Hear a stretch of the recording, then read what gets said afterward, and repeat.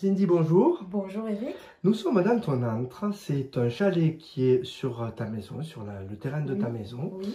Et tu es médium. Oui. Et tu fais des contacts défunts. Et on s'est rencontrés au salon Santé et Environnement de l'OMESC. C'était il y a quelques jours de cela. Et les gens ont pu... vous pouvez toujours regarder ce direct. Alors, les directs, c'est différent de l'entretien qu'on fait maintenant. Puisqu'on va apprendre un peu à connaître ton parcours, à connaître ton histoire. On en voit souvent, il y a des reportages de gens qui font des contacts défunts. Il y a une série télé qui s'appelle Ghost Whisperer, que tu connais sûrement. Melinda Gordon, moi j'ai beaucoup regardé cette série. Ce sont des choses qui sont à notre connaissance, mais on ne s'imagine pas qu'il peut y avoir un médium asservient autour de Béziers, qui reçoit, qui fait concrètement. Mais on va y venir. Mais tout d'abord, comment a été ton parcours de vie? Et tu m'as parlé d'un accident qui a été déterminant dans ta vie. Par quoi tu veux commencer pour raconter ton histoire? Par quoi je pourrais commencer? Comment expliquer ça? Donc moi déjà, je me suis aperçue de mes capacités extrasensorielles à l'âge de 4 ou 5 ans. Quand j'ai commencé à voir des choses, on va dire, bizarres pour les autres. C'est-à-dire des choses comme s'il y avait plus grand que nous autour de nous. Tu l'as compris comment au début quand tu vis ces choses-là? Tu as pu le verbaliser au bout de Non, parce que je parlais pas beaucoup quand j'étais plus jeune, donc j'étais très timide. Donc aujourd'hui, ceux qui me connaissent savent que je suis sortie de cette zone de... je suis introvertie. Voilà, oui, je parlais pas beaucoup, donc je pense qu'aujourd'hui j'ai beaucoup changé, je transmets donc du coup. Et donc de l'âge de mes 4 ou 5 ans jusqu'à l'âge de 14 ans, donc j'ai eu un parcours de vie un peu spécial.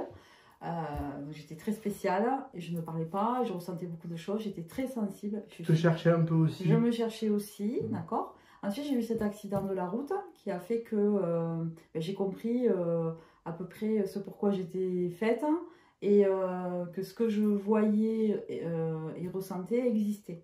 Voilà, et ce que tu devais faire, ta mission de vie. Ma mission de vie, en gros, d'accord, que je ne devais pas aussi m'apitoyer sur mon sort et que je devais me dépasser, me surpasser pour... parce que ma quête aussi était d'aider les autres depuis que j'étais jeune. Donc j'avais envie de pas être dans le social, mais... non, même si c'était timide, bon, timidité que tu as réglée, bien sûr, mais tu n'es pas pour autant aujourd'hui extraverti. Non, pas du tout, pas du tout, pas du tout. Mais tu as compris que tu allais aller au-devant des autres, malgré cette timidité. Tout à fait, tout à fait. Donc, puis au jour d'aujourd'hui, je peux dire aux autres que tout est possible. Grâce à cet accident aussi, j'étais confrontée aussi quand même à la paralysie, ou on m'avait quand même dit paralysée, ou la mort aussi. Donc j'ai bossé, donc je suis là, tout va bien, je ne suis pas paralysée. J'ai beaucoup avancé de ce côté-là et en fait, pour moi, tout est possible. À quoi ça sert, médium? Alors, tu sers à quoi? Alors la médiumnité, donc c'est le contact avec le monde d'à côté. Ce n'est pas pareil que quand on dit qu'on est cartomancien, on peut faire les deux. Mais quand on affiche la médiumnité, c'est ce monde c'est avoir le contact avec l'au-delà. On appelle nous l'au-delà. Alors le positionnement est important parce que tu me disais, je n'appelle pas par exemple les morts, ils viennent à moi. Je ne fais pas d'incantation, voilà. Alors, il faut le vivre de manière saine, ne pas rendre dépendant les gens à ce qu'on leur dit.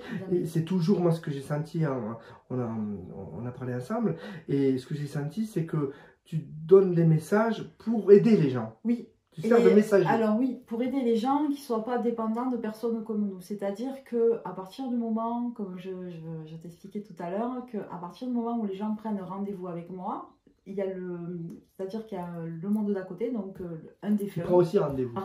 Et prends rendez-vous aussi.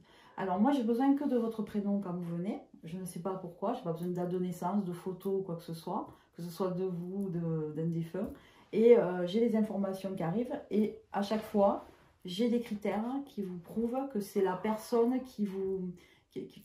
Il n'y a que la personne en question qui peut savoir et qui peut mettre le doigt sur un souvenir commun que toi tu ne connais pas. Tout à fait. Et tu ne sais pas d'ailleurs quelle nature du souvenir, tu transmets simplement ce qu'on te dit. Je transmets, alors oui.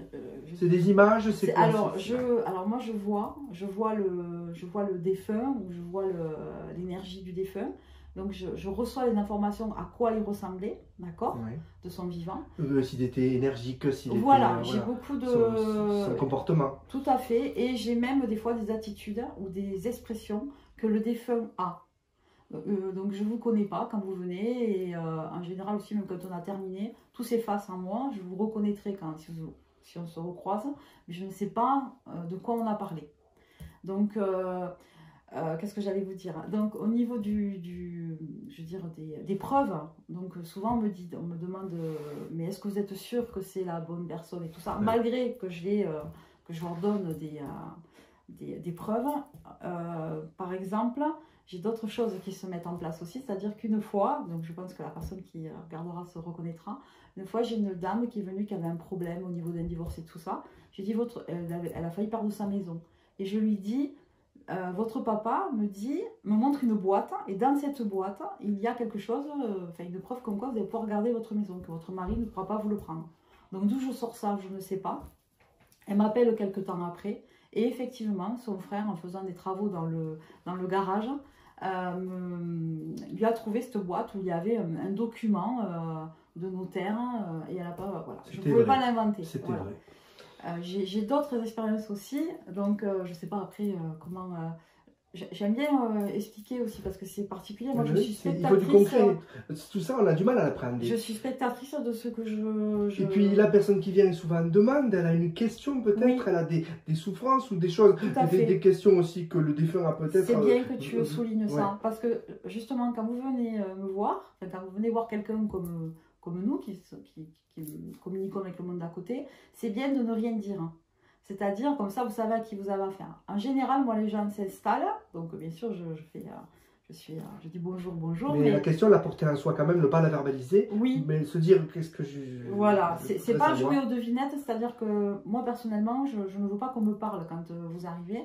Et tout sort naturellement. C'est-à-dire que le défunt, dans notre contact, vous donne des éléments pour que vous avanciez dans votre vie. Voilà. Et alors, et je le redis, c'est pas morbide, c'est-à-dire c'est pas je veux retrouver le contact avec quelqu'un que je veux pas laisser partir. Hein, il n'y a pas ça. C'est toujours pour le bien de la personne et pour la vie. Bien sûr, bien sûr. C'est vraiment leur message. C'est pas par exemple, quelqu'un qui n'a pas réussi. Ça arrive, quelqu'un qui n'a pas réussi à faire le deuil, qui vient te voir. Bien sûr, mais on ne fait jamais son deuil. Hein. On ne fait jamais le deuil. Ça, c'est super important de le dire. Quelqu'un qui vous manque, il vous manquera à vie. Donc on ne fait jamais le deuil. Par contre, les messages que l'on reçoit, on peut accepter qu'ils soient partis. Ils nous expliquent que quand on reçoit les messages, ils ont vraiment des messages d'amour en général. Moi, je n'ai pas d'autres messages, mais des messages qui vous donnent l'envie de vivre et de mettre les choses en place. Solutionner aussi des trucs. Oui. J'ai pas voulu t'abandonner. Oui. Là, tu as peut-être compris ça, c'était autre chose. Des familiales. Voilà. Des problématiques familiales. Je dis souvent que quand vous venez me voir, ça dénoue des nœuds. Donc c'est rigolo cette expression que j'ai. Et souvent les gens, quand ils se lèvent et qu'ils s'en vont, ils me disent « Ah, je me sens bien ». Bon, ils sont fatigués parce que c'est un échange d'énergie. Mais aussi, par contre aussi, je voudrais appuyer sur le fait que je suis très dans les protections. Je ne fais pas tout n'importe comment. Je peux vous donner un exemple. Je me prépare avant de vous recevoir. C'est-à-dire que, par exemple, moi, j'ai des habitudes. J'allume une bougie pour la personne qui vient me voir, mais aussi pour le monde d'à côté. Et je demande des protections et avoir les messages les plus précis possibles, les plus précis possibles pour que vous avanciez dans votre vie. C'est exigeant, on ne peut pas faire ça n'importe comment. Non. Il y a une responsabilité. Voilà. Personnellement, j'ai une responsabilité vis-à-vis de moi, de la personne. C'est la vie des gens. Bien sûr, parce que bon, il existe des choses pas très sympathiques, hein, mais... Et le point que je trouve important d'aborder, c'est que tu n'es pas en toute puissance. Non. Tu vis cela humblement, on le voit d'ailleurs depuis notre échange tout à l'heure. Et tu es à ta place et tu transmets. Oui. Voilà. Je transmets tout simplement. Tu sais pas... Si je ne vois pas, je ne vais pas inventer. Si je n'ai pas la réponse, si le défunt, l'énergie... Oui, on ne peut pas inventer parce qu'on ne peut pas s'amuser. Et puis, je ne veux pas rendre les gens dépendants de nous. Je ne reçois jamais les personnes toutes les semaines. Et je ne veux pas que les gens... En plus, je le verbalise. Tu n'es pas un gourou. Ah, pas du tout. On n'est pas des gourous. On est là pour amener un message, comme toi tu le fais. Tu nous permets à chacun de transmettre notre essence. Et toi aussi, tu es un messager. Merci. D'accord ? Merci Cindy. Et voilà, et donc j'ai déjà quasiment 10 minutes qu'on est ensemble. Oui. J'espère que voilà, cette interview aura permis d'en savoir plus. On mettra ta page donc dans la publication. Merci. Pour que les gens puissent se contacter, mais c'est normal. Et bonne continuation dans ce que tu fais. On aura peut-être l'occasion de continuer à travailler ensemble. Bien sûr. Et je te remercie. Merci à toi.